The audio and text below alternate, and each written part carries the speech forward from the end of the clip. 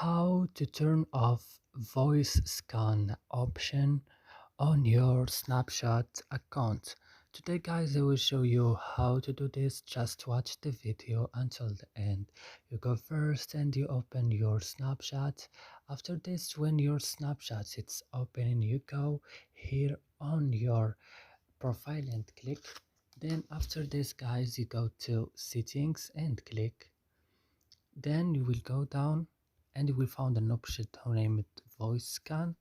You will click, and as you see here, voice scan, it's opening. You will turn off this option by clicking here on this place like that. As you see, voice scan disabled, and that's it. It's very easy, and that's it guys. I hope this video is useful for you. Don't forget to like and subscribe in our channel. If you have any question, go write it down in comments, and see you next video.